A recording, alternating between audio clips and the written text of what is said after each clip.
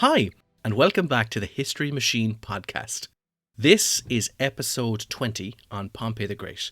Now, if you haven't listened to it, we would well recommend that you listen to episode 19 because this is the second of a 3-part episode on Pompey the Great. I'm a host, Niall, and my co-host is... Cathal. So, where we left off with Pompey, he had just finished conquering Spain, dealing with Sertorius, and he was returned to Rome. At the time, he didn't do a big Sulla or a Caesar. He didn't march on Rome and declare himself a dictator. He is back. So we're going to concern ourselves with his role as consul and proconsul from about 70 to 66 BC. The most important thing about this is we're not going to concern ourselves too much and in too much depth with Pompey's political career during peacetime. Now, just to list a few things, there's a number of elections. He often offers support. There are political machinations working in the background. There's a shortage of grain. And there's a lot of actions from jealous peers who kind of don't want this larger-than-life character and this man who's rolling, with support and is this super triumphant general to get any more political gains than he has gotten from his military achievements. So kind of in a very, very brief summary, during peacetime, Pompey is not a good politician. When he's on campaign, he is in all but name and title a Roman emperor. He can do what he wants. People underneath him do what he wants them to do. He's commanding just about everybody. Everyone does exactly what they're told to do. He has full, complete control. And he's able to just behave to other kingdoms that he is conquering or working with and treating them like they are now his clients and they have to answer to him. So it's this real kind of traditional almost monarch or emperor role that he has. But when he returns to Rome, he's just one of the regular guys again. He's just a regular politician, albeit he has all of these military achievements behind him. But now he's just one of many, many people involved in the political world. So importantly, when Pompey returns, the thing he's looking for is a second triumph. He's already celebrated one, and he had a blast doing that. But to do so, and to celebrate a triumph, he needs to be at least the rank of praetor. Pompey's always looking for exceptions to be made, and his political opponents aren't too happy about it. He's already gotten one triumph. To give him a second one would just be silly. Well, in their eyes anyway. Now, it's decided what he could do is have a joint triumph with Metellus once he returns to Rome. Now, after this, Pompey is going to align with Crassus, and yes, it's that Crassus. They're both going to be elected as consuls of Rome. Having armies helps this kind of happen because, he has that military force behind him that's going to, get this to happen. But anyway, so Metellus returns to Rome. He and Pompey are going to celebrate the second triumph. Now, sadly, there are no surviving details of this triumph. We can kind of assume it would have been as big and as bold and as grand as the first one. And at this time, Pompey might have even had more resources to bring back. And he wouldn't have a Sulla, tell them to calm down and take it easy and not be too over the top. So it's unfortunate we don't have any information on it, but we can assume it must have been grand. It must have been a very big deal. It must have been a great day out, and he celebrated it very well. So Pompey and Crassus now have been elected as consuls. Pompey has been elected as the senior consul for the year. Now, in the Roman system, when they elect the two consuls, there's a senior one and a junior one, and the senior one starts for the first half of the year, and the junior one works for the second half of the year. If we remember, Pompey doesn't really have any political experience at all. He's not used to, he has not learned the ropes. He has not gone through the usual cursus honorum. He has not started from the bottom and worked his way up. He hasn't had the day-to-day dealings in the Senate that you would expect before you get to become consul. So on the 1st of January, he's going to have to effectively run the show. Now, he has no idea how to do this. There are social cues. There is procedure that you're meant to follow. It's think of any kind of parliament today where they're like, okay, that's out of order. This isn't allowed. You're meant to do that. Leaders' questions followed by whatever. He's meant to be kind of organising this whole thing. And he hasn't the faintest idea what to do. And if he does mess up, and it would be very, very likely that he would mess up, this is going to be unimaginably embarrassing. Just to show you how unsuited to politics Pompey is at this time, he has to have a cheat sheet made for him by his friend Varro on what to do and in what order and when to do what, where and why. I like that he at least gets that help, though. It's good to admit these things. When you need a cheat sheet, you need one. Very true, very true. A fun side note, it's not all doom and gloom for Pompey. There's a fun example in 72 BC. There is this procedure that's known as the Review of the Equestrian Order. It's very traditional. The equestrian class are going to come back from their campaigns, and what they have to do is the equites who have served in the army, they're paraded through the forum before the censors, and they have to give a very brief account of their service before they're formally discharged. So in 72 BC, Pompey, by himself, he takes his horse and he attends the event. And if we remember, he is not part of the senatorial class. He is part of the equites. Now, this is a big surprise for everybody involved. They're like, what's he doing here and why? But he goes before the censors and he's asked the traditional question of whether he's served the requisite number of campaigns. And he replies, quote, "I've served them all and each time under my own generalship." End quote. He seems like he gets the campaigning, like getting elected public facing big spectacle bits of politics, but not the actual day to day. He does. He's a man for the flair and for the drama, and I'm sure like as that idea, like, oh, this must have been so cool. You go, we didn't expect this, and then he came down and he actually did the ceremony. How cool. Naturally, this is received with some great applause. It's a really nice public gesture. It was impressive enough at the time that records of it have survived. We'll put it that way. So you can go, oh wow. It's a really cool public gesture. Now, all of this aside though, he does get elected, and we can sum up his early political career as exceedingly difficult to get even the most basic of actions completed. Because no one wants to give him credit, he has 2 triumphs. No one wants to give him any more. In the Roman world, this kind of political situation, it's a zero-sum game. If we give you loads of rewards and credit for doing things, no one can claim credit ourselves. So we reckon you have enough. So perhaps we'll all kind of work together just to make sure you don't get anything else. So he just comes across a brick wall all the time when it comes to virtually anything in the political scene in Rome. Pompey is just completely incompetent when it comes to this. But anyway, in 70 BC, the Mediterranean pirates are a very big issue. But in 69 BC, Pompey retires to live in private life. Now, he's not entirely silent, and this will be a common theme we'll come across with Pompey. He is a larger-than-life character. When he retires, he kind of, he seemingly seems to be above the petty politics. That seems to be the kind of the air he's cultivating.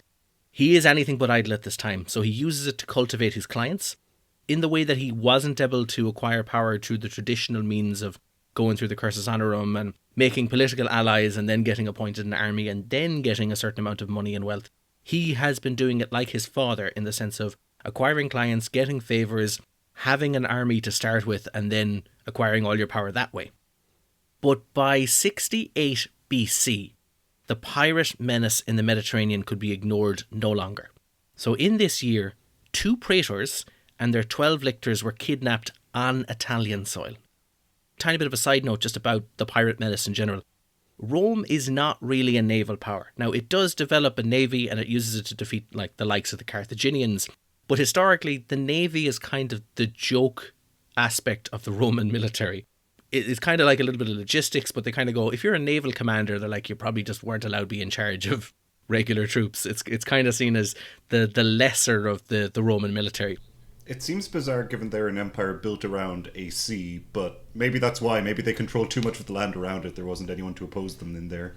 The big thing is you want field command, not naval command. Naval command is seen as just the kind of lesser of the fields. They don't really have the biggest naval power that you would imagine for a group that controls the Mediterranean. You should probably control the Mediterranean. But pirates are let run rampant, and piracy itself is let run rampant as well. So there's a lot of ships that will be carrying grain or goods or people or anything, and there'd be a lot of kidnapping. There would be a lot of extortion. Actually, when you mentioned this, I just double checked because I remember reading before that Julius Caesar had been kidnapped by pirates, and yeah, that happened in 75 BC when Caesar was like 25. So yeah, this is that around that same time period. This is what they're doing. It is indeed, yeah. And we'll come back to that in a little bit. But it is a golden age for piracy. I think if you had a time machine, you said, what's your occupation is piracy, you go, pick a time to be alive. 70 BC is just the golden age. You can do what you want. If you have a good ship and a sturdy crew, whatever, you can probably make an absolute fortune. I'd still go with 1700s Caribbean. It's just got that flair, I suppose it does. Blackbeard and the like. Take over Nassau. So, The 2 praetors had been kidnapped and the 12 lictors along with them, and it had happened on Italian soil. So they go, all right, listen, some pirates came onto land, kidnapped some people and left. This cannot really be tolerated. So grain ships at this point dared not sail from Africa, Sicily or Sardinia, and the grain prices skyrocketed. Famine and riots were absolutely imminent. So in 68 BC, Pompey is in the background organising what his response will be once he is called to act. So he's making the assumption this crisis is getting out of hand, they're going to have to look for a military man, and then eventually someone's going to mention my name and I should be able to step in and go, this is what I want to do. So he has pieces moving in the background while he is meant to be kind of retired from political life, ready to go. In January of 67 BC, the tribune Gabinus bypasses the Senate and takes a proposition directly to the Roman people. And he proclaims a few things. So number 1, the people should select a leader from among the ex-consuls to deal with the pirates. Number 2, this person should be given a command for 3 years. Number 3, the person's command should be the total and unquestioned control for the entire Mediterranean and the Black Sea. And number 4, the final point, this person should be able to take as much money from the treasury as they deem necessary, and any other additional revenue that they can raise from taxes as required to fund this campaign and to pay for the needed army and fleet. This really sounds like a proposal written by Pompey wearing a fake mustache. It might have been, Cathal. So the Roman people, when they're getting this addressed to them, very quickly realise there's only one possible candidate for such a task. Pompey is eager to approve of it. So the Senate is not impressed. They've been bypassed, but all of them, but one notable person was against it. And that notable person was a one young Julius Caesar. So as you mentioned, Cathal, Julius Caesar had protested to the Senate that as a victim of piracy himself, he had first-hand experience and could verify just how much of a menace they could be, and that they had plagued the Romans. Also to note that, he had paid an even larger ransom than they required and then hunted them down and crucified afterwards. But regardless, he proposed they needed a quick person to solve this crisis, and someone who would not idly debate the situation but fix it now. Pompey is called to lead in his typical fashion, and in typical fashion, he reluctantly offers to take command of the operation. And the Senate reluctantly vote on it, but they're terrified of giving one man too much power. Now, this is the generation just after Sulla. They know what it's like if you give a guy too much power, and they're about to do it. Pompey claims he's going to have no interference on this vote, so he retires to his villa on the day of the voting to go, listen, I won't be there, I won't be telling people what to do, I have no hand in this. So it happens, it's passed, he's given control. So for the remaining weeks of winter, they're spent preparing the fleet and the accommodating marines that are going to go with it.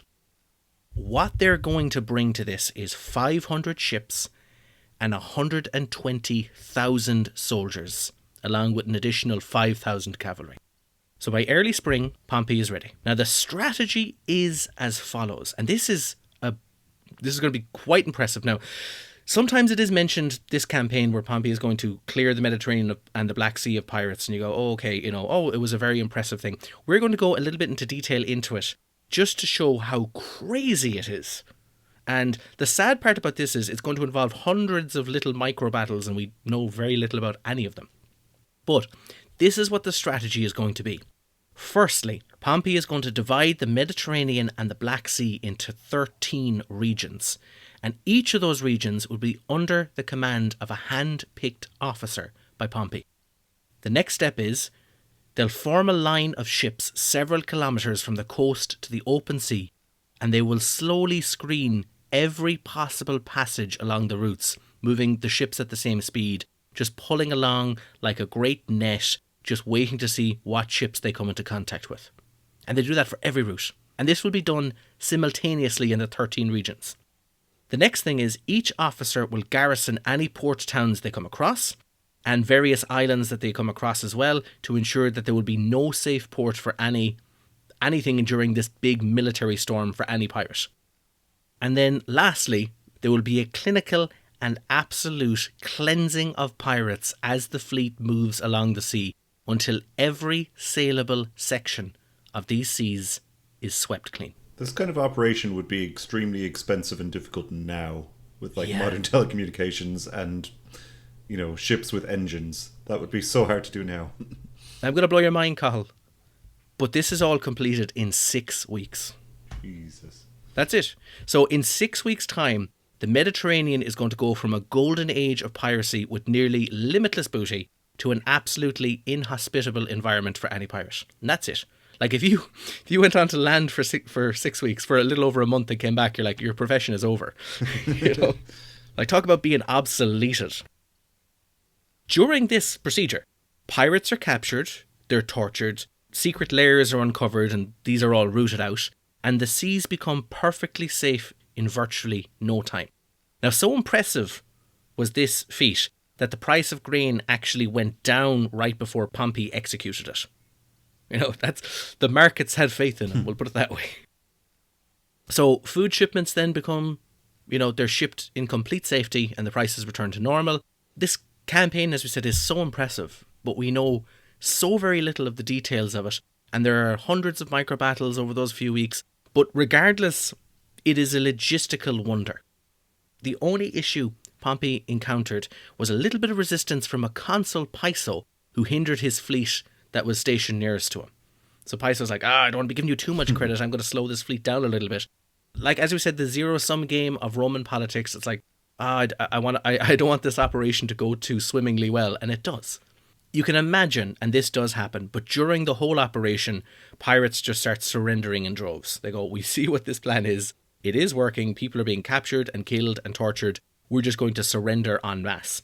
Here, we also have to note, and I just wanted to mention it, that Pompey's two sons, Gaius and Sextus, they get their first taste of military action and command. Now, if you remember from our earlier episodes, Sextus would later go on to be the naval menace to Octavian, Lepidus and Mark Antony, and it's here he's going to learn these skills as a great naval commander. Back to the pirates. So 20,000 pirates are reported to have surrendered to Pompey, and he lets these people settle as farmers and civilians inland, very far away from the sea, to deny them ever returning to their previous lifestyle. Cathal, we only have one battle in the database where there's enough information that we can input it, and it also has to be taken with a big pinch of salt because that's all the info we have of this battle comes from Roman sources talking about how they went against some pirates and absolutely smashed them to pieces. Would you like to talk about what the History Machine thinks of this single engagement by Pompey to the pirates in the Mediterranean? So this one has it as like an easy win for the Romans. They are outnumbered, but like the History Machine factors in, these are proper warships against, pirate ships, which are usually like, in any year of piracy, it's very rare that you actually have them lead, taking over and having big, proper professional. They're almost never ship the line, yeah. Yeah, like these could be any, rinky-dink patchwork things held together. So it does not really take the numbers into account. It just sees Romans have a lot of warships and, same as the pirates, they saw this and were just like, yeah, these guys are going to win, better surrender. The main thing that the History Machine is taken by is just the casualties dealt by the Romans, which are about 40% larger than expected. We have seen before you get big swings in naval encounters. They tend to be a lot more unpredictable than land battles. That is true. So sometimes the History Machine will just throw up big numbers. But yeah, I think that it expected the Romans to win this, but maybe for the pirates to, be able to retreat successfully or flee, whereas no, they got pushed onto land and besieged and then just had to surrender en masse. But you can imagine, after all of this, and once this campaign is finished, Pompey is a hero because he has fixed this problem and he's fixed it in virtually no time at all. He threw resources at it, but he threw it at the problem really effectively. I don't think there'll be a chance where they raise that many troops for an operation like this in a very long time. And you can imagine this is why the Senate is like 120,000 men, plus ships, plus all the money you want. It's like at any point you can turn around and just go, I guess I'm in charge. Yeah. We haven't really gone into this that much at all, but there are many times when Pompey is given this level of absolute control and he never, ever goes, I'm just going to be the emperor or the dictator or the guy in charge. He always, not even necessarily gives up power. He doesn't want to be that. He wants to be the guy who has the big military command, But when it's all over, he'll use the existing structures in place to go, I'm number one, and I'm the most important person, and I'm brilliant, and I should be the consul or a proconsul, and I'll just work with the existing structures that are there to be the most loved guy. And there's a certain character that you just go, why don't you just take power? Because he's not a Caesar, he's not a Sulla. It is kind of like he wants to be beloved more than he actually wants the power. Yes, yeah. And there's that kind of, maybe it ties back to something like the Alexandrian hero kind of a thing, but he does want to be remembered as like, I don't want to be considered some despot, or some kind of power hungry maniac, as much as he is a person who, longs to be in charge and, longs to be in control, but he doesn't want to do it through these horrible means. But so just to mention that, because this is one of the times where he could have completely taken over, and he doesn't. All that aside, we have this wonderful pirate campaign. The plans went underway and it all went swimmingly well. Now, with the success of this campaign, Pompey is going to try and take over command of the war against Mithradates the Sixth. Now, Mithradates is still floating around. The Romans had quite an upset in which they lost control of Armenia to Mithradates the Sixth and his allies. With Mithradates in charge of Asia, the common people and the business classes of Rome, the equites, they're very eager to regain control of the province of Asia, as this is a very big moneymaker. At this time, Mithradates the Sixth is ancient. He's 65, he's recovering from a series of debilitating wounds. He spent most of his life poisoning himself to develop resistances. Like, he is a very old, he has the battle scars and he has, I'm sure, the physical ailments of a very long and very insane kind of lifestyle. The Pompeians argue a strong case that they need to squash this Mithradates menace once and for all, and they suggest, after his wonderful work in the Mediterranean, you should just put Pompey in charge. Now, Pompey, though, upon receiving news of this newly appointed command, he has this to say. Quote, "Oh, these endless tasks, how much better it would be to one of these unknowns.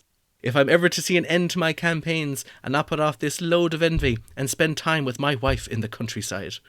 End quote. I'm kind of throwing out a double thing here. This could obviously be something that's like, oh, look at him there, just playing up the theatrics is the usual kind of thing. Now keep in mind, Pompey's going to build a theatre. That's how much he's into the theatrics. But he's either playing up the theatrics or, and we could take it at face value, which would be mad, you go, he's somebody who's actually really humble and it's like, oh, why am I always the guy in charge? Why am I always given the difficult tasks? According to the history machine, the unknown generals are about 4% worse than Pompey on average. Oh, so maybe he's making a direct reference to the unknown generals. Oh, Pompey, you shrewd fellow. Looking into the future. In our database, 102 battles, 25 wins. They're not great. They're not great at all. That's why they are unknown, mostly. We need to understand just before, Pompey is going to be given the command against Mithradates to wrap this up quickly. But it's really important to know that the sitting Roman commander who is on the scene before Pompey is Lucullus.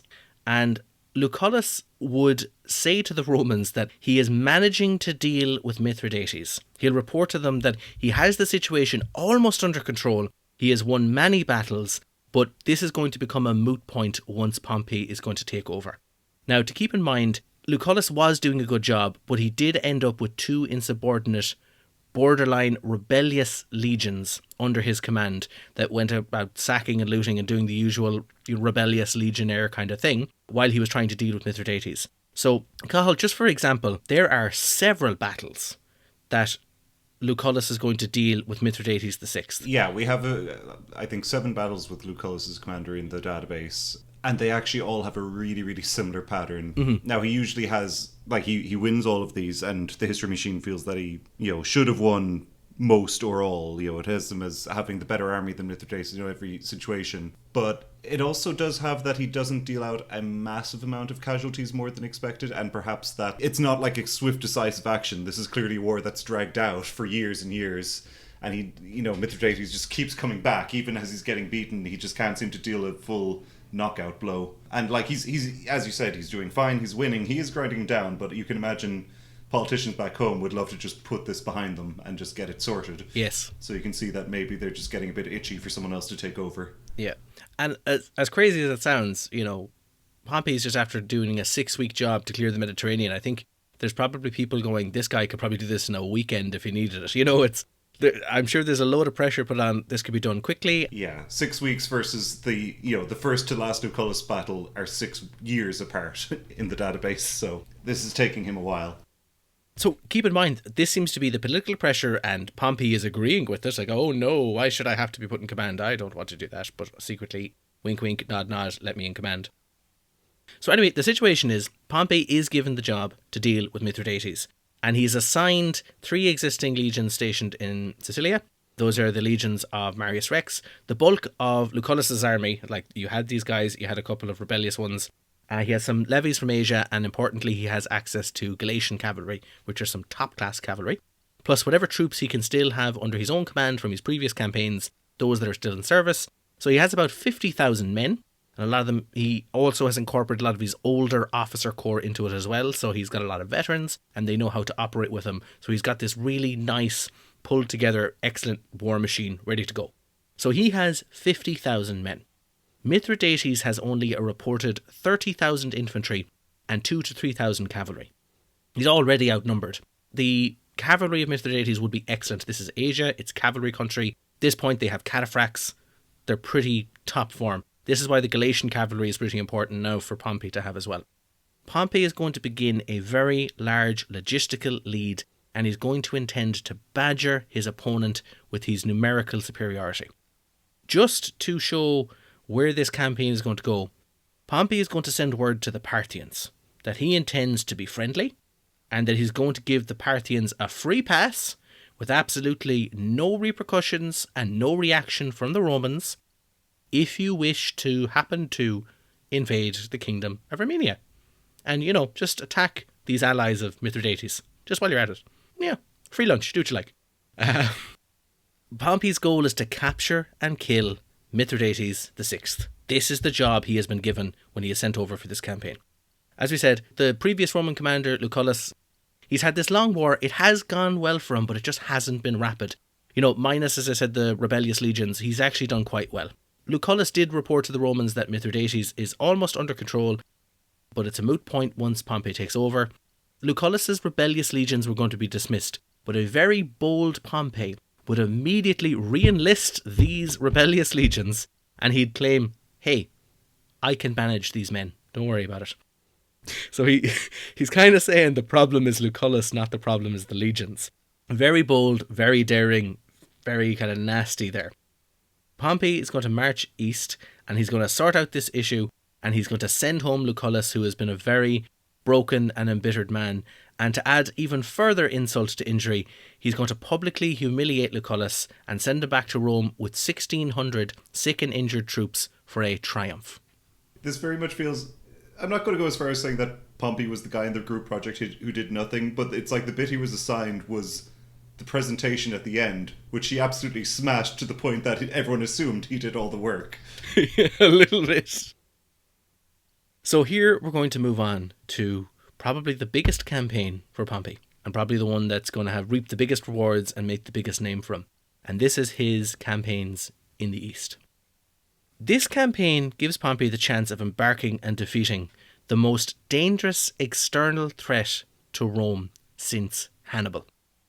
And it also allows Pompey to undertake the real Alexander the Great live-action roleplay conquering the East, fantasy that he would have had, that would have been the boyhood fantasy of every Roman commander. It's like, you actually get to march east, and you actually get to, invade these territories, march in the same roads that Alexander would have marched on. This is a dream for Roman commanders. This campaign is going to be a military, a political, and importantly, a scientific campaign. Pompey brought at least 2 naturalists along with him for discoveries. He had brought Lienus, who's a Greek freedman and a rhetoric tutor. He had brought Theophanes, who's a citizen, politician, and historian. He had brought Pausanias, a historian. And Varro also came along, and supposedly Varro had an unquenchable thirst for knowledge. This is both a military campaign, but it's also some kind of almost trekking into the Amazon, discovering new species thing while we're going along the way. Pompey's education gave him a taste for all things Greek, especially Stoicism. He is going to go in this campaign, and there's going to be parts of it where they're going to go across to a certain area just to try and discover a new species of snake. You know, it's going to be the big campaign. You know, it's the one you don't want to miss out on. While he's here, Pompey is also going to try and integrate the client states and provinces in a very similar way that Alexander had done with the Eastern kingdoms. Pompey would go well out of his way to know the problems and the peculiarities of communities that he had to deal with. And he had such an attention to detail and a love of efficiency that made him a logistical genius that we know so much about this campaign, but not nearly enough. So his two historians that he brought along with him, Theophanes and Poseidonus, they produced detailed written accounts, but they didn't survive, so they're lost to time. This is one of these really sad, I'm sorry, somebody actually did write, or not even somebody, two historians were brought along to write about this. We have all the metadata, we just don't have the actual... Oh no, the fine, gritty, wonderful details. So we know a lot about this, but we don't know, like, we could know way more. You know, this, as I said, this is going to be a very, very big campaign. This is the one that, I want to say the one that makes them, you know, the first two did, the African one was great, the Spanish one was great, but this is going to be the one that, you know, they're going to say, wow, he really made a name for himself here. As much as he already has a name made for himself, he's really going to make a name for himself here. It's hard to separate what is fact and fiction from what survives as information. Now, the story goes that Mithradates was not long in finding out that Pompey had aligned with Parthia. Mithradates is alarmed once he discovers the numerical superiority that Pompey has over him. Mithradates then sets out to find under what conditions would Pompey accept a truce. Pompey is certain that a truce would just allow for another rebuilding of Mithradates' forces, and they'd find themselves back to square one again in a couple of years, provided Mithradates, you know, lived to be 100. But the way he's going, he probably will. So Pompey's non-negotiable conditions were a complete surrender of the kingdom of Pontus, and the surrender of the men, and a handover of Mithradates. So this would never be agreed. Mithradates then naturally retreats to the mountains and enacts a burnt earth policy in combination with harassment with his cavalry to hinder Pompey. So, in fairness, this is some pretty good strategy and tactics to go, I've got a guy who's got a lot of great logistics, I will not let him live off the land, I will not engage him directly because he has that superiority, I'm just going to gradually retreat, burn the land, and attack him and kind of, you know, attack him with my cavalry casually. Not a bad strategy. But the problem is we're dealing with a really, really good person at logistics, that he is still able to compensate for this. Pompey would siege towns and cities. He'd cut off the water, and this worked very well in taking control of territories. And once he had the territories, he would kind of double down, and now he would systematically take section by section and move on. Mithradates then would retreat even further, hoping just to stretch those supply lines to an absolute breaking point, but that point never seemed to come. Pompey would move 3 of his legions east to capture the fertile plains near the Euphrates. Now this had the following advantages. It would drive a wedge between Mithradates and his eastern allies. It would provide a brand new source of supplies from the Euphrates, very similar to his idea when he was in Spain along the plains of Valencia. It's a similar idea. It's like great new fresh land. I'll be able to live off this. And the last part was he was going to cut off Mithradates from escaping any further eastward. Pompey would eventually siege Mithradates with carefully constructed siege works, and he'd build Roman fortifications with the intention of starving out Mithradates. Pompey would manage to lure the troublesome Pontic cavalry into an ambush. So he's got those out of the way. These very dangerous, heavy cavalry, these guys that are covered in the glittering armour, that are pretty much, medieval tanks. He's going to completely deal with them by getting them in an ambush. So the siege lasts for 45 days, and Mithradates' troops are reduced to killing and eating the pack animals, and in desperation they kill their sick and their wounded. So with only the healthy troops remaining, Mithradates looks to make a break for it. So in the middle of the night, he with his men, they make a daring escape. Now we've mentioned this a few times, even in the last episode, but Pompey should really have learned that, when these guys are backs against the wall, he seems to have this problem of letting people escape in the middle of the night, or, when they're completely besieged, they just manage to find a way out. And Mithradates is no exception. He slips right out of here. Now, once Pompey discovers this daring escape, he pursues Mithradates with all haste. Now, Mithradates marches at night time, and he camps in the daytime. Now, this is to avoid an attack by Pompey, who's reluctant to charge a defended position or risk a night battle in unfamiliar terrain. For 2 or 3 days, Mithradates has had enough of a lead for these tactics to work. Pompey marches day and night to try and close the gap, and eventually Pompey would manage to get some of his troops into a position in front of Mithradates' troops and the Pontic camp. So he's going to set up an ambush. So the idea is the Mithridatic troops are going to think, we're just going to keep this whole marching at night time, camping at daytime, we'll keep up this gap indefinitely. But unknown to them, Pompey has managed to skillfully get troops in front of them. Mithridates was caught unaware in a nighttime ambush to the sound of trumpets and mass volleys of the legionnaires' pila. That night had a bright moon, so the Roman troops were able to kill 10,000 of the Mithridates soldiers and about a third of Mithridates' army. Mithridates, however, is not one of those people who were killed, and with a few companions and a concubine dressed as a man, they cut their way out of an ambush and they escape. So, Cathal, what does the history machine think of this engagement? Well, as usual, Pompey did too much for the history machine to be impressed. So Lucullus, his battle against Mithridates, they kind of swing, like he had an army that was good enough. It was definitely the firm favourite most of the time. It was kind of between 80-90% chance to win most of his battles.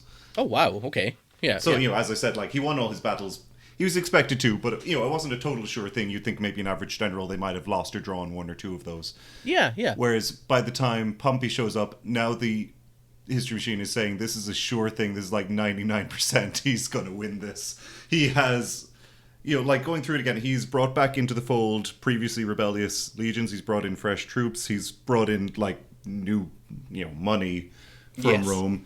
He has set up one of the allies of Mithridates to be attacked by someone else. He is ambushed and dealt with their superior cavalry. Like, he has dealt with everything on all fronts. So by the time the battle arrives, the history machine is just like, of course he's going to win. Like 99% chance. Oh my god. So if you're Lucullus, you'd just be like, well, yeah, look at all the advantages he had. But in fairness to Pompey, he did set these up, and he built the reputation that gave him this leeway to set this up at this stage. I kind of think that we've had such a common pattern, but I know there's been so much work done in the history machine, Cathal. However, I think we have to look at it and go, it's not the right instrument to measure Pompey. No. He's a strategist. He's not a tactician. Yeah. There's quantitative and qualitative data. And in the sense that you can't really put a proper number on a strategy. A strategy is either good or bad, or it's either better or worse. Like, you look at his pirate campaign, like, the history machine would have loved some swashbuckling adventure where it's just like going out on a lone ship, taking on the pirates one-on-one. But that's not what he did. He did the most systematic, like, amazing it could be done before the era of spreadsheets, but Pompey would have loved spreadsheets. It's so data-driven. It's dividing, into 13 different sectors and sweeping all of them. Like, I'd love to see that you were saying earlier about all the data we lost. I'd love to see maps of how that was planned. Oh my god, yeah. Because they wouldn't have had, like, they don't even have longitude. They wouldn't have that worked out at all. Yeah, so he's still doing it with this level of, like, nerdy detail, which I love, but the history machine doesn't. No, the history machine doesn't at all. The history machine, as an instrument to record, it, as you said, it loves the swashbuckler. It loves the lone guy who goes out with a single pistol and a small dagger and jumps in and saves the day. We are measuring this win over expectation. It's like, I am expecting you to lose and you won. This is brilliant. But Pompey, you go win over expectation. You are expected every time to win. Yeah. So, like, literally any lot, like, the best he can do here is gain, like, 0.01 to his wins over expectation. Whereas, like, anytime Pompey loses or even draws, that just hammers his score, because he sets things up so well strategically. It's crazy, yeah. Now, this is kind of the hindrance. We said it in the last episode, the idea of you'd love him to plan your campaign and then to get somebody more competent in tactics to run the day, Yeah. That would seem to be the best case scenario. But like that, he's never not been in command. You know, he's always the guy in charge. He is the logistical genius. He probably hasn't had this situation where he is really needed to have the proper tactics to execute this. And you can also give some blame to his officer corps. You'll see later, but they're not the same as Caesar's officers. You know, they're not made of quite the same metal. Even though there is a tiny bit of an overlap at times between the officer corps of these two armies. But still, you know, he's not getting good scores at all because they're going to, yeah, you just expect this to happen. It's everything else that's happening before this is the important build-up. Yeah. Our scores, as much as I go, all right, what we're measuring Pompey on isn't probably what we should be measuring him on. We should be measuring him on the strategy, not the tactics. And it's a completely different thing. But he's just consistently showing like, yeah, okay, you're probably going to do okay because, you know, you have all these things set up. And you go, yeah, but he had to set up those things. Yeah. Anyway, so we'll go back to Mithradates. He's escaped with 3,000 men. He's got his cavalry, his few companions, and his concubine who's dressed as a man. They are going to bolt towards their treasury. Mithradates is going to send messages to other kings begging for, you know, for refuge. He's like, I've got lots of money. I have some troops. I'm a fun guy to be around because I'm Mithradates the Sixth. Who wants me to stay on their couch for a while? So once Mithradates arrives at his treasury, he rewards his troops with 1 year's pay. Which I gotta say to Mithradates, good call. You know, you don't bring the army to a place of like, this is where I keep all the money, and now none of you will get the money. He kind of understands I need to buy my troops' loyalty here, and he very quickly does. We are just going to introduce another character here. This is Prince Tigranes, who is an ally of Mithradates. So he hears of the defeat of Mithradates by Pompey, and he arrests the messengers that are sent to him, to kind of seek for refuge, and he puts a bounty on Mithradates' head. Mithradates' only viable option now, because he's been cut off at the east and the south, is he needs to head north to the kingdom of Colchis. Pompey has won a great battle. However, as long as Mithradates is alive, he's going to be a potential threat. So Pompey is going to send an army to pursue him, and he has no luck. But meanwhile, Pompey would send a second army to deal with the other enemies of Rome in the east who were allied with Mithradates. So in Armenia, he'll discharge some of his elderly troops and he'll establish the city of Nicopolis, or Victory City, and he's going to settle them there. So from this point, Pompey meets with one King Tigranes. However, King Tigranes has learned of Mithridates' defeat to Pompey, and he decides, all right, I'm switching sides and I'm throwing my lot in with Pompey. So he's going to offer to, negotiate. Prince Tigranes, he is still allied with Mithridates, but King Tigranes is looking to negotiate some favourable terms, but ultimately he's got nothing to actually negotiate and it fails. So then he just surrenders to Pompey. So Pompey accepts this act of submission and he revives the title of King of Kings, the big famous Persian title. And he gives it to King Tigranes to limit the obvious humiliation of their very brief encounter. It's like, hi, I'd like to negotiate terms. Well, you've got nothing to negotiate. I'd like to surrender then. Accept it. So just to save face, he goes, I'm just going to give you, I'm Pompey the Great. I have a good title. Perhaps if I give you a good title, you'll also feel great. It's so condescending. It is in a way. It's like, hey, you expanded Armenia, but that's as far as you'll go. Take the title and... Just take the title. Just stop. Pick it up. King Tigranes, for allying with Mithridates, is instructed to pay an indemnity of 6,000 talents.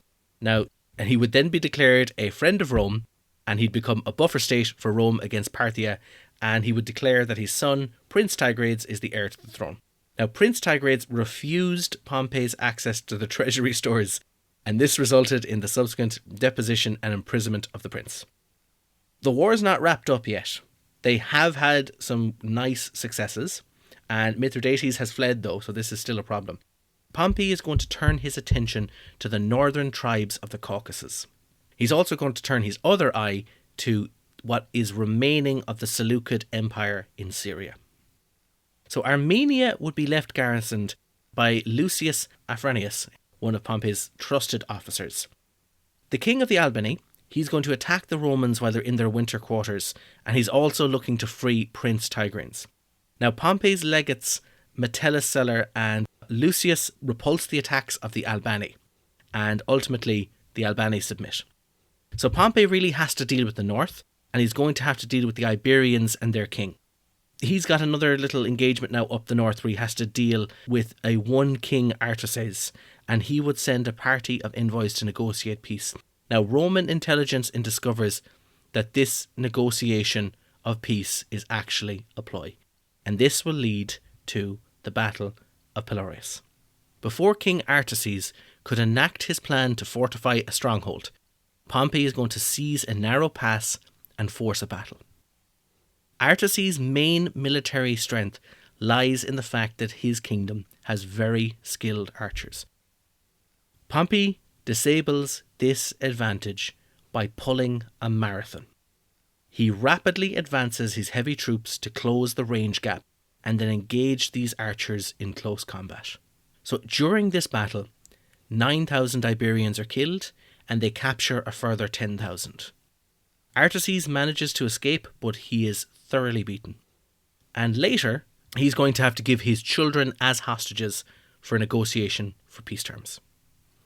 Cathal, so what does the history machine think about Pompey's battle up the north here? So, in this battle against the Iberians, the Caucasian Iberians, not like the Spanish ones that he dealt with before. Either Spain is copying everyone or everyone's copying Spain. I don't know which way around it goes. But anyway, this one, as usual, it's not impressed by his wins over expectation, but it does concede he dealt a lot of casualties in this one, about 20% more than expected. By his standards, that's very high. Usually he's much closer to average across all metrics. Mm-hmm. So this one, it's like, yeah, okay, that was pretty good. But it still expected him to win. As I said, we're I don't know, we've the wrong instrument to measure here. This is the more I'm looking into this, the more I'm like, oh. Like Mithradates benefits from it being the total opposite, because he was almost always the underdog, and he did lose most of the time, but because he won a few times, like the history machine ranks him as about 15% better than Pompey. Yeah, but like that, it's on the day if you have to. Like, if you could just transport Pompey to a situation where he doesn't have the logistical advantages, like, he is a guy who really benefits from the Roman system. That's an important thing. It's like having these standardized units and these great roads and supply chains and everything. It all works out really well for him. He's a reasonable driver. Make a Formula One analogy here. He's got a world class machine, but he's designed the machine. But he's an okay driver. Like, the Formula One engineer who ideally would love to replace the driver with a computer if they would only allow it in the rules. Yeah, but they won't. Otherwise, it's formula racing for a reason. They use a formula. And unfortunately, a person is part of that formula. So, northwest of Iberia is the small kingdom of Colchis, where Mithradates has fled to. And he is now going to see that trouble is on the border again. And he's going to have even more trouble going to go, where can I possibly flee to? Pompey would pursue the enemy Albani north, but many of his troops are going to fall ill. Now, this is just kind of the way that it goes. They get very sick by drinking from an available water source, which happened to be so cold it gave them stomach cramps. As a great example of Pompey's logistical prowess, he organises the construction and the distribution of more than 10,000 water skins to be used for the storage and consumption of suitable water. Now, this is just to kind of show, this is bang, like they can do it just like that. And he is able to do that to go, we'll never want to have this problem again where we have to drink from a water source so cold that it makes our troops ill. This is what I like about Pompey. Like, it kind of gets boring military history when you have all these people glorifying war and everything. I like the guy who's going to accommodate his troops because the cold water makes their teeth hurt. Like, this is the stuff you don't hear about war, but it is often more important in the long run. It is. He's growing on me, Cathal. Just as a, like, I kind of would have been firmly in the camp of, like, you need to give me somebody who on the absolute worst day, the back's against the wall, will save us. But now I'm kind of at, like, maybe I should be angry about the guy who puts me in that situation. Yeah, I'm really... as I said, he's growing on me in terms of his ability is phenomenal in terms of the logistics. It's just the... I am biased though. I absolutely love making spreadsheets. Yeah. I told you this a few days ago, but I was making like maps of rural buses for just like a local politician from my hometown to help them out. And then after doing it, I made some of my own for fun for where I live, just for myself. And like Pompey, Cathal, you didn't get any political gains from your actions. I got a box of chocolates as a thank you. And they're about to get re-elected. So a perfect example of just there's the logistical work in action. A nice little footnote. Here's 10,000 plus emergency water skins that are prepared. Pompey, as he's pursuing the Albani, he catches them at the river Abyss. This is going to be a very interesting battle because the Albani have... Now, this is almost certainly an exaggeration in troops. It's the tip. Now, what I love about the History Machine is it's able to work with the exaggerations because it goes, oh yeah. Well, so many people exaggerate, it all kind of gets balanced out after a while. It does. It's a wonderful little thing. It's like that many troops at this time of year, localized entirely within your kingdom. The Albani are meant to have 60,000 infantry and 12,000 cavalry. Now this, as we said, is almost certainly an exaggeration. For this battle, Pompey is at pains to prevent the Albani from retreating. So this would insinuate one of two things. Either one, Pompey has even more troops, which is probably unlikely, or two, the troops have a lot less because he has a superiority in this situation. So he kind of wants to have the situation of, I cannot let this army see my whole army or they'll just keep retreating. They will not engage the Roman legionnaires if they see them. So he is doing all of the work he possibly can to hide as many of his troops in a forested terrain as possible. The idea is he knows if the Albani see this, they're going to fall back and they're going to result to guerrilla warfare, and he has learned that lesson from Spain. So he does not want that to happen. Pompey will use his cavalry as a screen in the front line of his army. But he's going to instruct that his infantry kneel behind the horsemen and cover their helmets as well, just to hide. So the idea is he expects the Albani are going to look, they're going to see Roman cavalry kind of coming towards them and not much and nothing else. That's what they're expecting. This might be the one time where helmets with horses' manes actually make sense as camouflage. The Albani cavalry, when they see just the Roman cavalry, and they see that this might just be only the Roman cavalry, they order a cavalry charge because they think this is going to be a cavalry versus cavalry skirmish. Just to keep in mind, they never would have tried this had they known there was a combined infantry force present. The last minute, the Roman infantry pop up and they coordinate a retreat of the cavalry behind the infantry lines. So as the infantry press forward and engage, the Roman cavalry are going to wheel around and envelop the Albani. Now you might remember from the last episode, this is a lovely lesson that Pompey must have learned from Sertorius. They're going to swim through the ranks, wheel back around and fully envelop. Now during the battle, this is kind of a cool thing where we kind of went, the History Machine would love this. Pompey himself manages to kill one of the enemy commanders, the king's brother, Cossus. And this is the personal kill. It's not like, oh, we happen to capture and kill him. It's Pompey himself is going to like drive a sword through the sky. Those who manage from the Albani army to retreat into the forest, they're caught by strategically lit forest fires. So this victory is a complete and total victory. We've harped on a lot about Pompey's kind of lack of tactical ability, albeit this seems to be he's copied a battle that he has had against him. But this is actually a magnificent win. So Cathal, with this in mind, does the History Machine think of this battle? It's never not with it. And in fairness, this is a battle where he is intentionally hiding how big his numbers are. Yes. So, it's kind of an ambush which always gives a bonus to your odds for the History Machine, plus a huge army. And as you said, I think the History Machine factors in that there may have been some exaggeration of the enemy's army size. Yes. However, it does give Pompey casualties dealt of about 11% over expectation, which is good for him. Especially because it is an ambush, because normally you get more casualties in an ambush anyway. Yeah. So it's like, these are high casualties, and we expect, it expected high enough casualties already, so... But again, just in the wins over expectation, it always kind of expects him to win. It may have even hit the point, because he has a lot of battles in the database, he has a significant number himself. It possibly even just recognizes the pattern of, this is probably Pompey, so his armies are good. His armies are better than the opponent's. Yeah.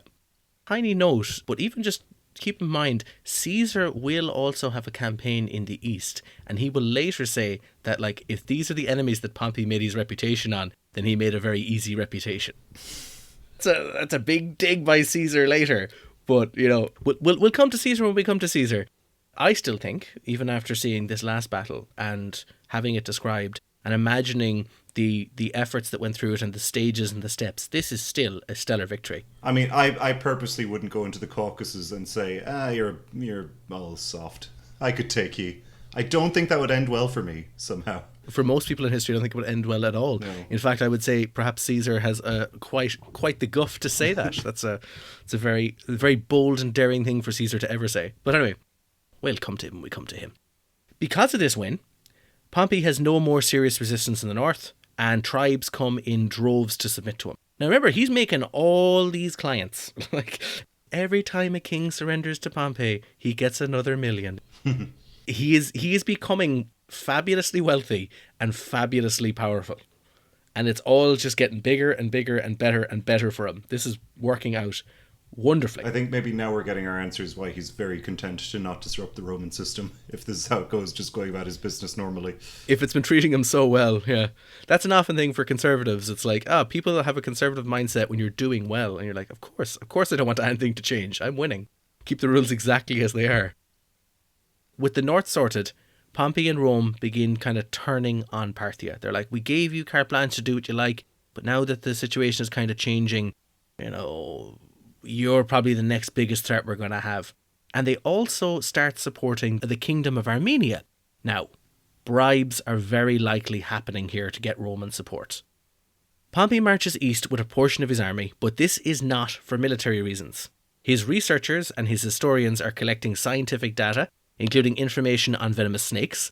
So he's allowed to go on this kind of naturalist adventure because his legates are effectively and efficiently dealing with the south. Right now, we are having Pompey's wonderful, nature trail. Like, if they could have made a National Geographic documentary, I think they would have. I always felt it was ridiculous when you got those weird, 19th century European colonial generals who all thought they were, taking after the Romans, and really they're just going around the world being daft, and eating the animals they find. They may actually have some, not that they're as competent as Pompey, but definitely there's some links here of the just devastating regions, but then also kind of loving them at the same time, or being fascinated by them at the same time, regardless of what the locals have to say about it. I think it's wonderful to get such a three-dimensional view on a person, to go like, oh, he's a military guy, but also, he kind of likes nature and he wants to discover things, and he's at this part of the world and he's having a ball of a time, Yeah. You don't normally get that. It just makes him really fun, Like in as fun as, an invading warlord can be, but fun, nonetheless fun. Having a couple of millennia away from him, it makes it feel more fun. I feel like you get more of an idea of the horrific politics when someone like Cecil Rhodes, but you go back far enough and now it is just kind of fun. All these people are dead anyway. After this scientific expedition, Pompey heads south and he captures one of the few remaining Mithridatic fortresses along the way, and he raids territories. So he's just capturing territories that might still be loyal to Mithridates just while he's heading south. One exceptionally well-defended fortress is located in Sinoria, and it's captured by Pompey's legates. Now, this is fun because this is where the treasury was. So it contains a lot of valuable treasures. It contains documents, and it contains money, and it contains, importantly, relics. So it will take a reported 30 days to plunder and catalogue the contents of this hall. So this hall is going to provide keen intelligence about Mithridates, including the use of antivenoms, but it's going to give Pompey lots of nice stuff. For example, and here is the spear of whoever. But here would be suggested, because Pompey will later have it, but this is very likely where he got the cloak of Alexander the Great. It's almost kind of like a video gamey or something. It's like, oh no, I've kept all my really nice stuff in this vault. And he's decided to raid the vault with all of my cool relics and antiques. We've gone from National Geographic to Antique Roadshow, but they're working from place to place, picking up things. But to think it takes 30 days, that's only 2 weeks less than it cost to screen the whole Mediterranean. Yeah. It took them 6 weeks to conquer the Mediterranean. I don't think I could walk the Mediterranean in 6 weeks, let alone conquer it. No. But it took them 30 days to catalogue all of their stuff in here. It's starting to make sense that how Mithradates was able to resist Rome for so long with that kind of war chest. But that's the thing. This is why the the equestrian class of Rome wants Asia so bad. Like, it is considered the absolute honeypot of the empire. Well, at the time, the Republic, but the absolute honeypot of the Republic. This will be the territory where they can just extract wealth, and at a rapid rate. But yeah, seeing these kind of like hauls and seeing these kind of ungodly sums of money just left there. We'll come to it later. Some of these figures and amounts. But it's a crazy volume of stuff. With all of the money, they also get all of these documents and information about Mithradates. So what kind of venoms, what kind of poisons has he been using, what kind of resistance has he built up, all of this kind of stuff. With all of these successes at hand, Pompey is looking to make these regions provinces for Rome. At the time, and with these conquests, Pompey is unquestionably the richest man in Rome. Now, he has plundered ungodly wealth, and he is using this money to make loans to Romans and Eastern kingdoms. To the point where many Eastern kings are now literally in his debt. Later, Pompey would have hundreds of agents walking across Asia and collecting just the interest on these loans. He's going to take that much and then loan out that much and then just live off the interest. It's kind of living some crazy, fantasy dream of just the wealthy. All that in mind, all of this kind of money that has been acquired, all of the funds that they're picking up along the way, Pompey's biggest remaining threat is now the remnant of the Seleucid Empire and its leader, Antiochus XIII. Antiochus XIII is an ill-suited king in control of a crumbling kingdom which has found itself under threat in all directions. At this time, there exists a Jewish civil war between the two sons of Queen Salome of Alexandria. The younger of the two brothers, Aristobulus, declares war on the high priest and his elder brother and king, Hyrcanus. Aristobulus will defeat Hyrcanus in Jericho. Hyrcanus will abdicate the throne and retire from public life, but he will be used as a puppet king by another player, Artius, to reignite conflict. So both of these Jewish factions are going to plead to Rome for assistance. Both sides are going to offer large bribes. One side offers 300 and the other side offers 400 talents. This is like under the table sly political machinations and underhanding and corruption going on here. And nothing can ever go wrong with bribing a bigger empire to take part in your civil war. Well, if you got that much money for a bribe, how much do you actually have? Yeah. Now, the big thing is Aristobulus' personality is going to seal the deal with the Romans, though. Well, if you're both bribing, we might as well go with this guy. And they're going to look to have Artius, who is currently controlling Hyrcanus as a puppet king. They're going to look to have Artius withdraw his army from Jerusalem or else face becoming an enemy of Rome. By the time Aristobulus is the king of Judea with Roman support, Pompey reaches Antioch, which is much further north. With Pompey's arrival, both parties begin a second round of bribes. So Pompey decides to not support anybody until he can actually get to meet with both parties. He's like, I don't know what's going on here. There's a lot of money being thrown around, and I think I need to be in the room when this money is being thrown around. Around this time, Mithradates is sending envoys to negotiate peace and the possibility of paying tribute should he be allowed to return to Pontus. Now, this is unacceptable to Pompey. So Pompey's reply is that Mithradates VI must make his plea in person, and there is a 0% chance that that's going to happen. The hope now is that Mithradates is going to be penned in along the Black Sea, and sooner or later he's just going to surrender. They've plundered his treasury at this point. He no longer really has much to bargain with. No, just kind of what he has on him, sort of hope that he gets the grace from the kingdoms he's hiding out in for, they kind of figured he's done, he's pinned here. We shouldn't have to worry too much about him. Pompey leaves Antioch and he heads south towards Judea. So along the way, as he's heading south, he captures a surviving renegade pirate and he gets a ransom from this pirate of 1,000 talents. Crime pays in this situation, and he uses that money to pay his troops. So he's like, all right, okay, you're able to ransom your freedom, that's fine. So clearly, as good and all as the pirate campaign was, a couple of them still managed to survive or get out. So Pompey reaches Damascus and he listens to the pleas and the cases of Hyrcanus and Aristobulus. Hyrcanus argues that he should rule on the grounds that he's the elder brother.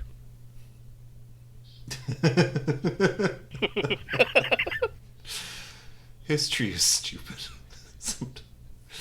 But I'm the oldest. You go, all right. He's entitled to the kingdom and the top bunk. Yeah. And then it's further suggested that Aristobulus had a history of terrorism and piracy. So you're like, you're going to throw around, a bunch of slanderous terms to the opponent. But that's it. That's the terms.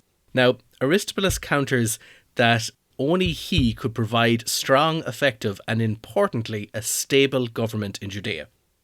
Pompey decides that Hyrcanus will be the better Roman choice. He doesn't declare it there and then. To do so would be very unwise. Pompey simply orders that the brothers keep the peace for now, and he's going to return at a later date after he goes to the Arabian Peninsula, and he'll have his decision then. Aristobulus is no fool. His brother might be something else, but Aristobulus is no fool, and he figures out that the lack of confirmation is a clear indication of Pompey's plans. It's like, well, if you don't confirm it to me, then it clearly isn't me.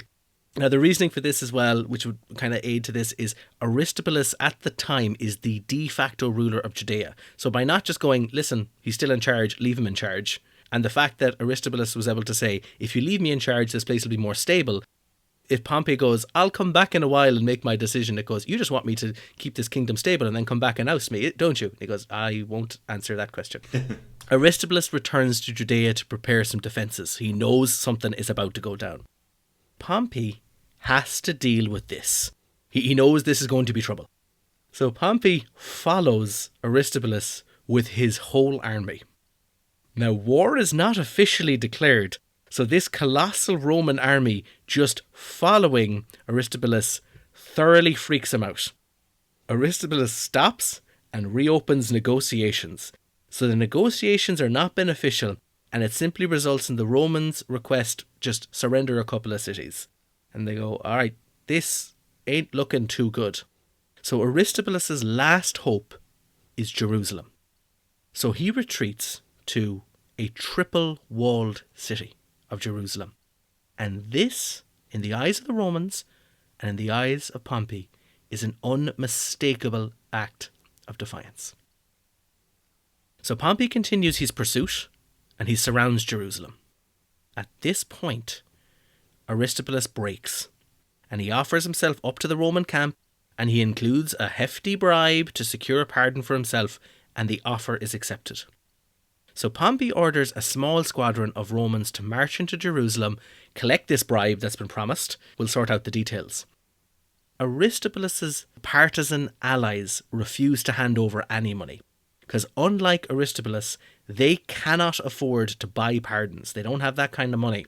They definitely can't do it for all of them, and they can't guarantee their safety. And even if they could barter some kind of safe deal with the Romans, they know that Hyrcanus and his supporters are likely going to purge them all once they're put back in charge. So the Romans are denied entry into Jerusalem. So Pompey immediately arrests Aristobulus. So he's got him captured. Now the majority of the city of Jerusalem are willing to surrender to Pompey, but the priests and the aristocrats with thousands of their supporters, these are the core of Aristobulus' troops, they barricade themselves behind the city walls and in the Jewish temple. And so begins the siege of Jerusalem. So to keep in mind, this is a very long siege. There's going to be a lot of ramparts, there's going to be a lot of siege equipment. It's going to be long and complicated with its triple wall system. So during this siege, before Pompey is managed to be able to sort out Jerusalem, he receives the news of the death of Mithradates. Now Mithradates, while all of this was happening, attempted a Hannibal-like invasion of Italy. You left him alone, damn it. He managed to raise 36,000 troops and cavalry and equipment, and he organised his troops into 60 Roman-like cohorts. So he's kind of going, if I can't beat him, join him. Or at least imitate them, something, So in 63 BC, his soldiers are not confident in him, and the army revolts. So Mithradates decides to consume poison, but due to his lifetime of building up these resistances, the dosages are non-fatal. So instead of dying, he's just in agony, and he requests that a member of his bodyguard run him through with a sword. So this is the end of Mithradates. He was certainly a character. Yeah, I agree with the soldiers. I would not have been confident in his ability, but you have to admire the effort. Just kind of go all or nothing on one last gambit. But it's so funny that these soldiers go, wow, we're all equipped and ready to go. And it's like, what are we doing? We're going to march on Italy. It's like, are you out of your mind? You know, the Romans, they don't lose in Italy. They lose other places. They don't lose here. It's just not what they do yet. And certainly not if we attack them. It's like, it might just be easier if we kill you and go home. Oh, but anyway, with the death of Mithradates, this is a huge success for Pompey. It is effectively mission accomplished. This is the terms he's been sent over. It's to defeat and capture or kill Mithradates. And now that he's dead, any further military actions could be seen by his enemies in the Senate as hostilities and an illegal overextension of his now defunct command. Upon hearing the news in Rome, there's 10 days of celebration in Pompey's name. These are ordered in and voted by Cicero, so it's a great oh hooray, he's done a great job. But effectively it's meant to be, this is over. Whatever you wanted to do now in the Arabian Peninsula, if you wanted to go towards India, you can't do that anymore.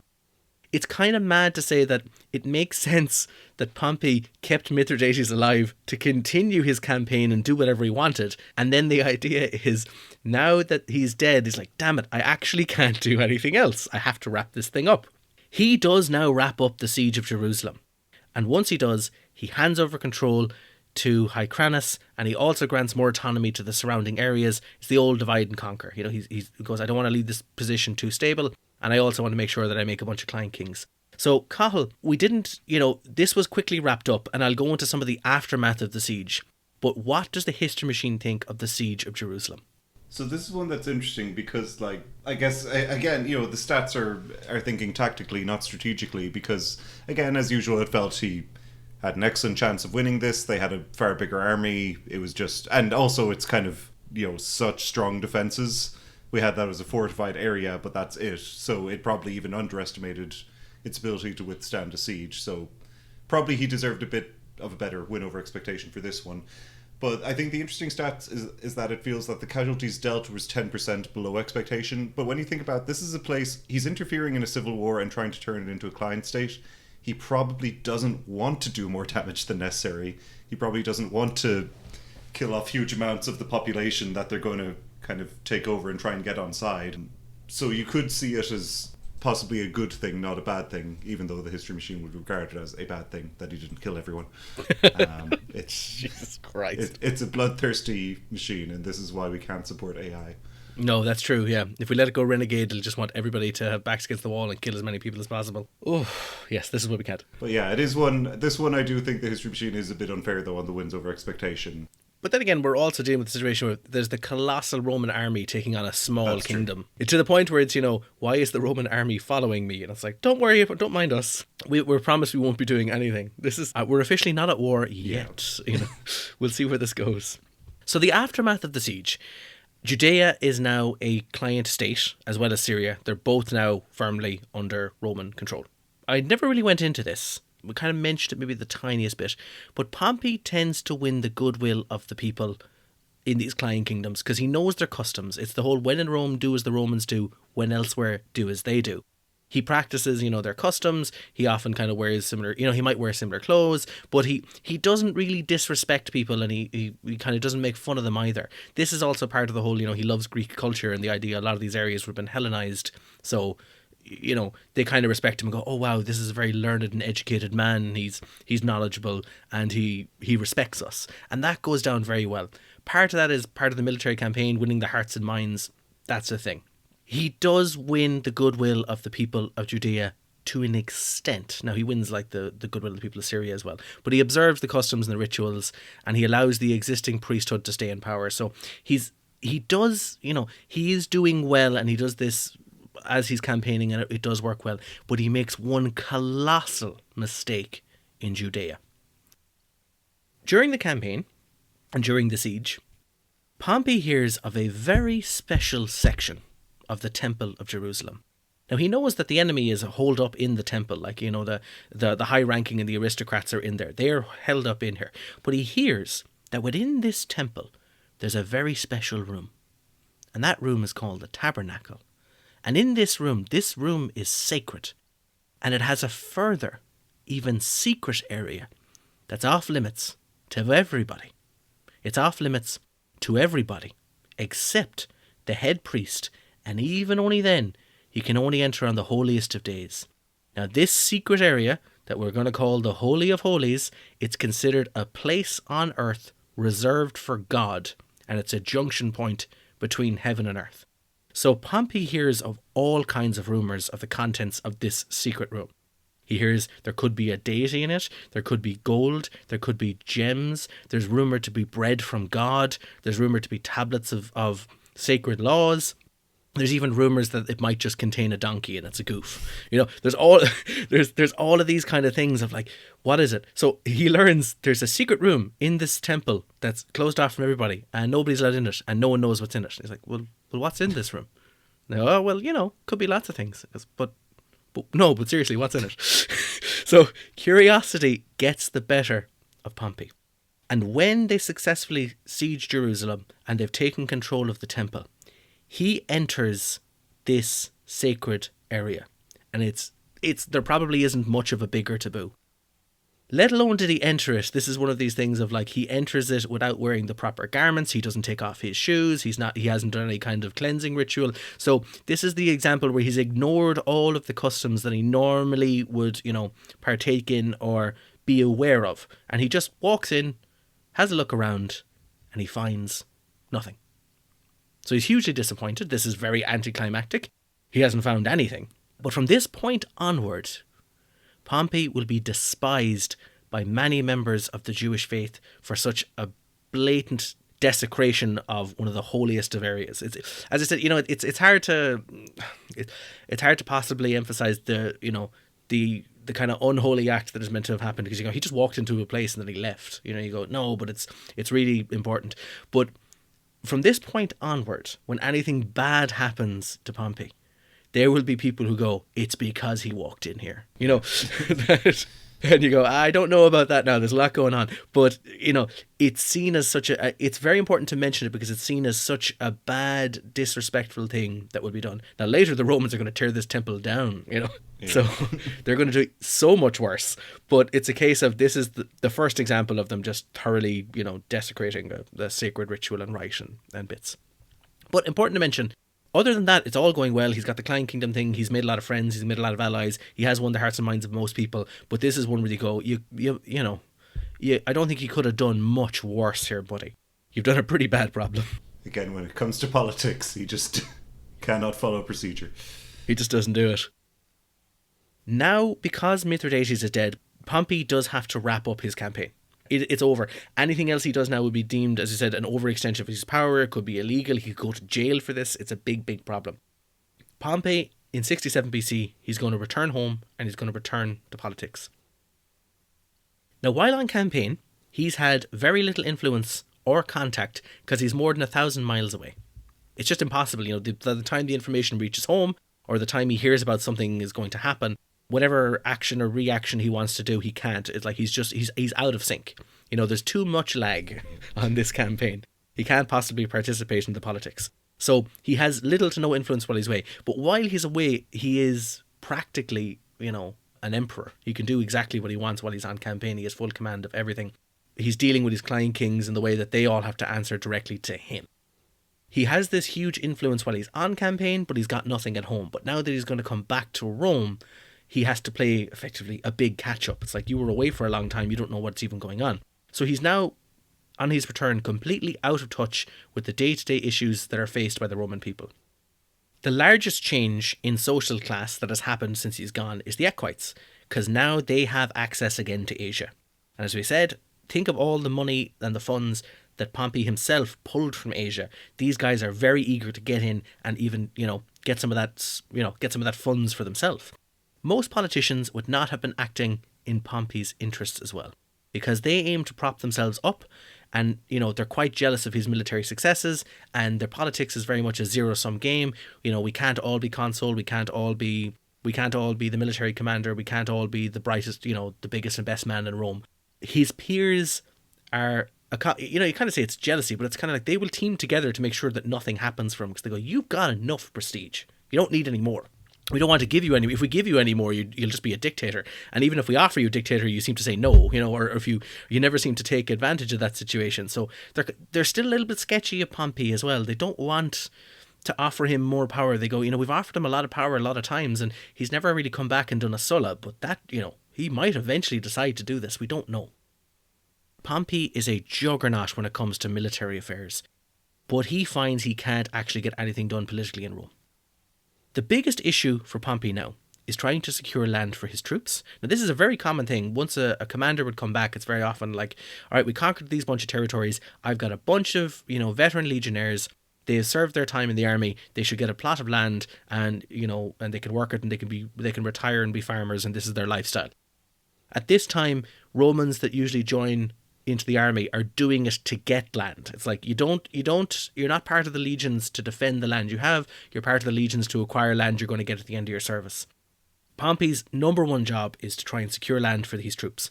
Now, he has acquired a lot of money for them, but this money is no good if it can't actually purchase land.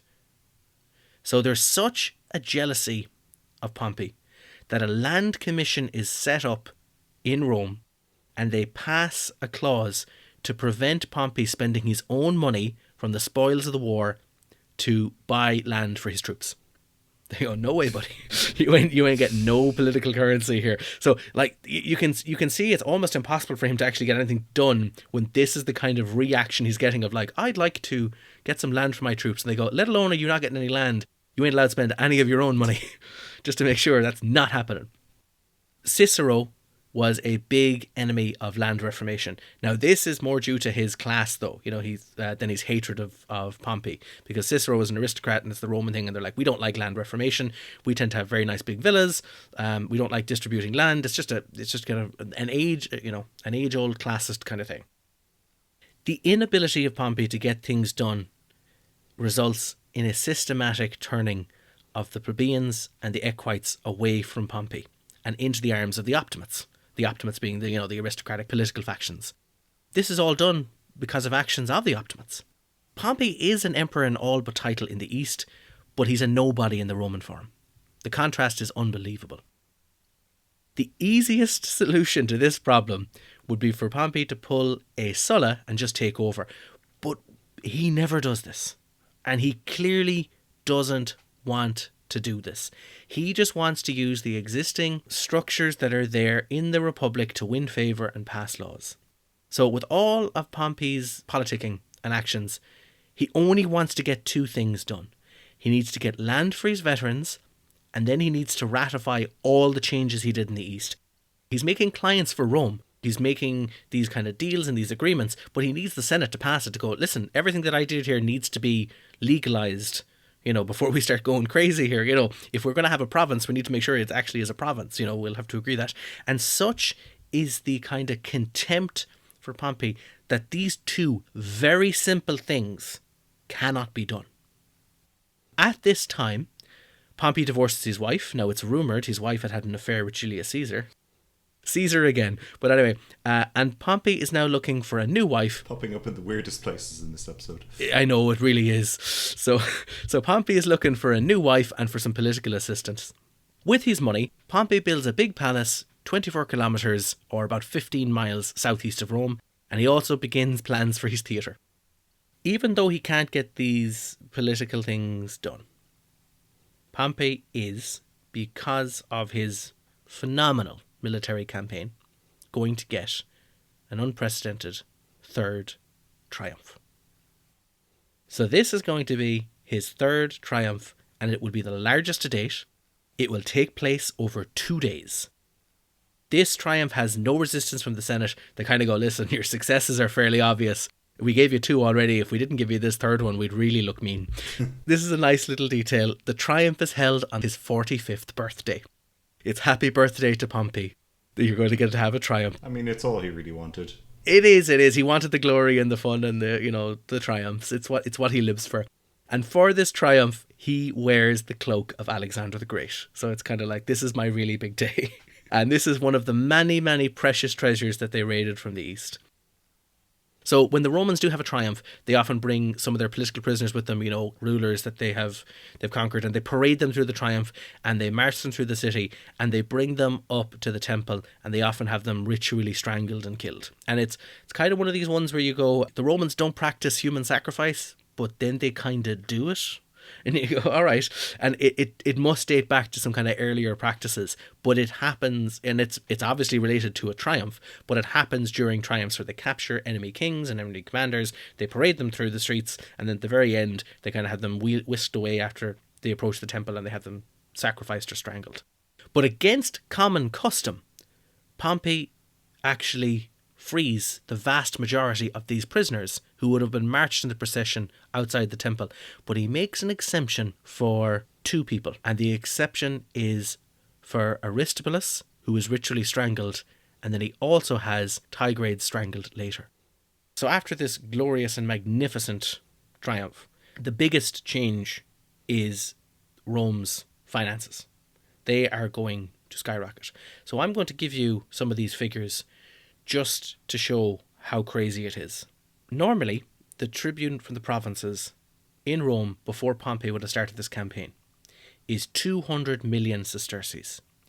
This will go from 200 million to 340 million. So he has nearly doubled their tax revenue. And this new surge revenue will have an additional 480 million just brought in from the campaign. And this, keep in mind, this 480 million that he's just brought in, that's minusing whatever he decided to skim off the top for himself, which any Roman commander would have done. I mean, he's building a palace and a theatre for himself right outside of Rome, which... Yeah. And he has so much money that the Senate are like, you can't buy land for your soldiers. He clearly has a lot of money here. He is, even though we do go, Crassus is often, the money man in this situation, he probably has as much, if not more. Well, sorry, at this point he probably has more money than Crassus. Crassus is meant to be the money bag situation, but Pompey is the guy who just made all this money on one colossal venture, and it's paid off to him. So, as I said, he has nearly doubled their revenue, and he has brought about 2.5 years worth of taxes as a bonus into the Roman system. So he has just injected them with money. So you would kind of think this is unbelievable. And it is. The Romans themselves are like, this is going to physically change Rome as a whole. Even with all of these successes, we'll come back to those 2 points. And by 60 BC, there is still 35 to 40,000 veterans of Pompey who have not received their land allotments. I'm going to take a tiny side note about this, because this is incredibly dangerous. As we mentioned before, sometimes we say the one thing you don't want to do is you don't want to not pay your mercenaries. You don't want to not pay your troops, because they're all little Liam Neesons, and they've got a particular set of skills, and they can use those skills to be nightmares to people like us. The fact that you have the guts of a 40,000 troops, they don't have the land they were promised. This is an existential crisis to the Roman system.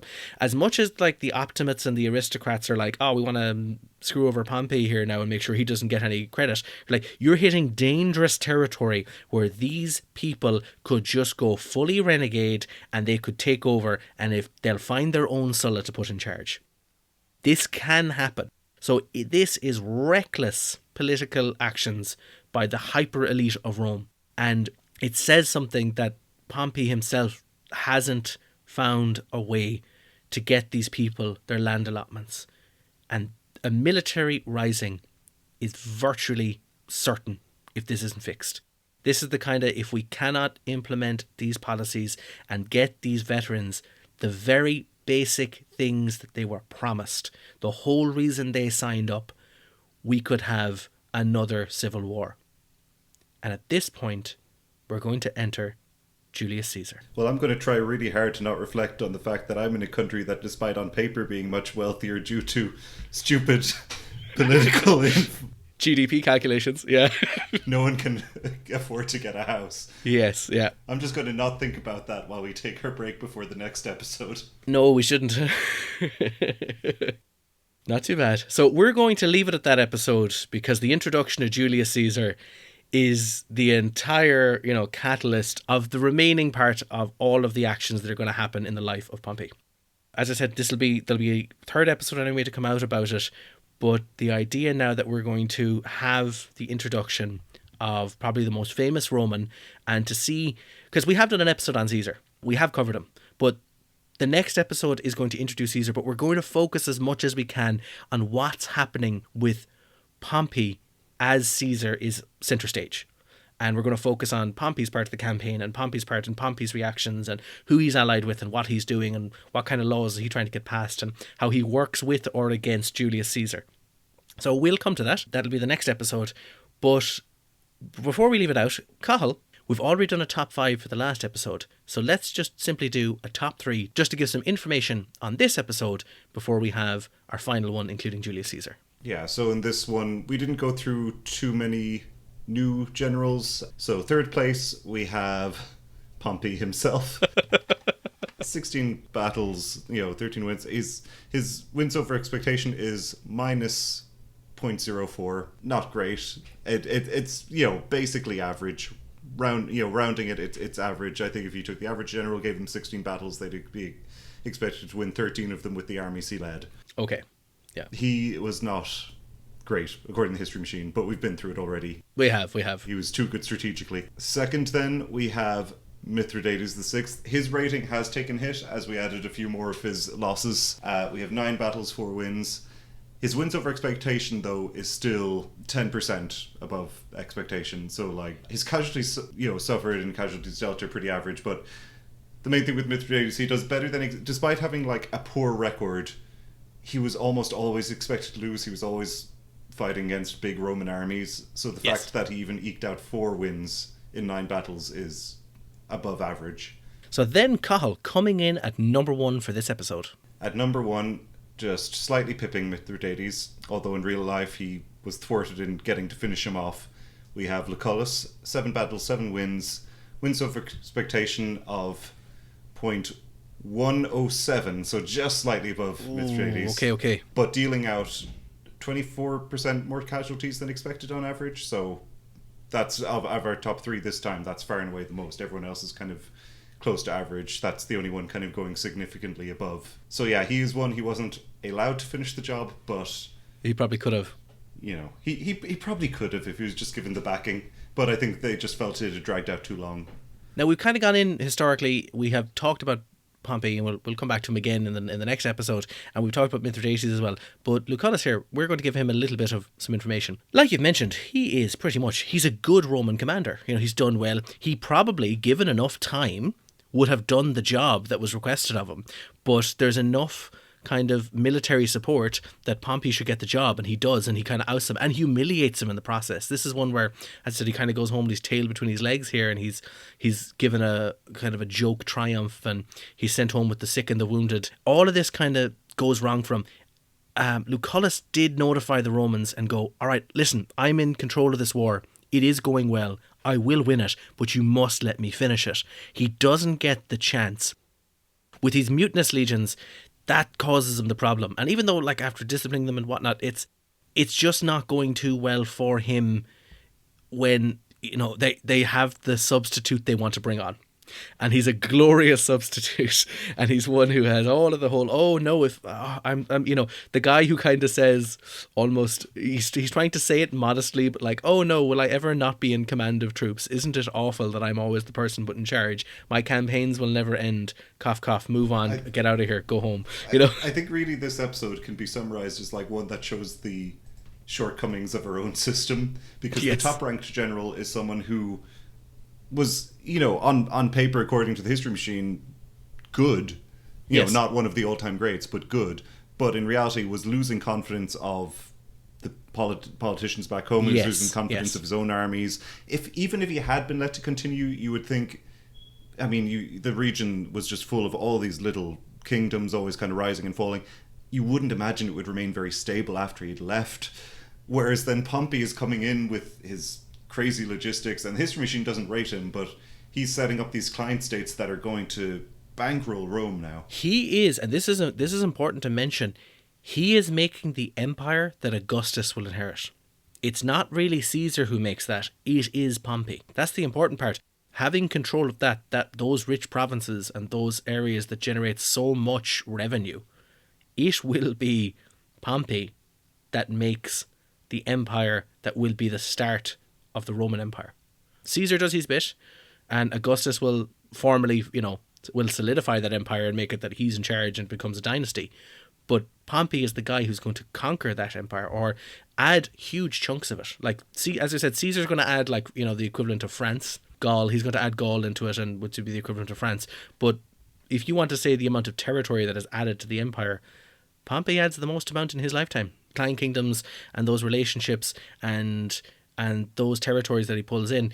He overall does a better job than Lucullus at taking that kingdom, and undoubtedly he did a better job. And once we cut back to the however, and this is, as you mentioned, called the fault of the history machine itself, it measures the tactical ability because we do not have a machine that can accurately measure strategy. We can't really put quantitative information, which is number-based data, on a strategy. We can say it's good, we can say it's bad, we can say it's better, we can say it's worse.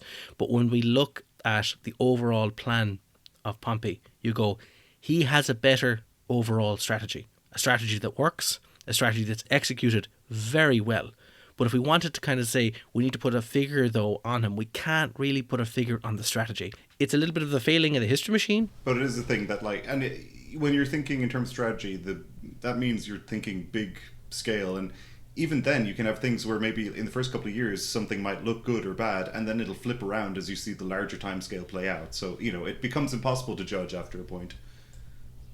So anyway, I think that's enough for this episode. We'll be coming back again with our final episode, part 3. The first time we've ever done something like this for one person. But it'll be a part 3 episode on Pompey the Great. And we're really going to see his greatest rival in action against him, the one Julius Caesar. Thank you very much for listening. I've been Niall. And I've been Cathal. And we'll talk to you again soon.